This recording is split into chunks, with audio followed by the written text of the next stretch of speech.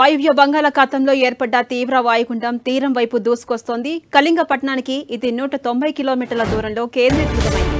ఇవాళ రాత్రి గోపాల్పూర్, ఒడిశా మధ్య తీరం దాటే అవకాశం ఉంది. తీరం వెంబడి గంటకు 60 కిలోమీటర్ల వేగంతో ఈదురుగాలులు వీస్తున్నాయి. ఇక బంగాళాఖాతంలో ఏర్పడ్డ వాయుగుండం ప్రభావంతో ఉత్తరాంధ్రలో పలుచోట్ల వర్షాలు కురుస్తున్నాయి. విశాఖపట్నం, శ్రీకాకుళం, విజయనగరంలో వర్షాలు బీభత్సం సృష్టించాయి. విశాఖలో ఈదురుగాలుల బీభత్సంతో పలుచోట్ల చెట్లు విరిగిపడ్డాయి. దీంతో పాటు భారీ వర్షం కురిసింది.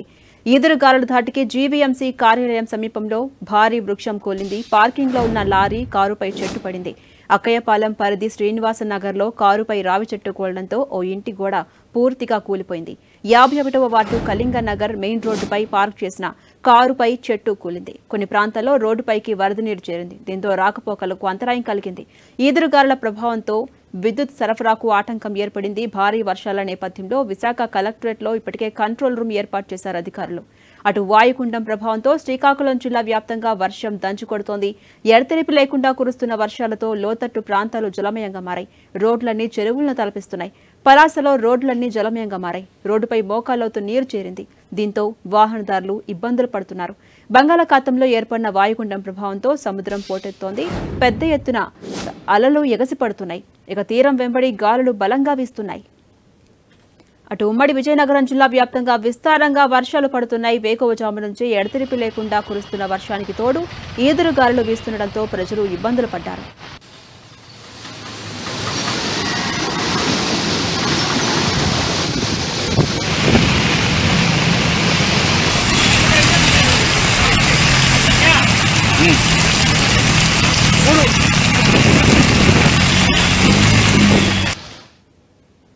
Heavy to heavy rainfall with an extremely heavy rainfall likely to occur at few places over the districts of Srikakulam, Parvatipuram and Vizianagaram districts during next 24 hours.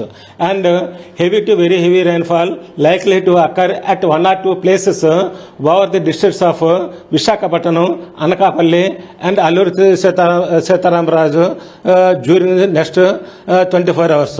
Winds, the strong surface winds 40 to 50 to 60 kilometers per hour, gusting to 70 hours likely to prevail over the districts of North Coastal Andhra Pradesh.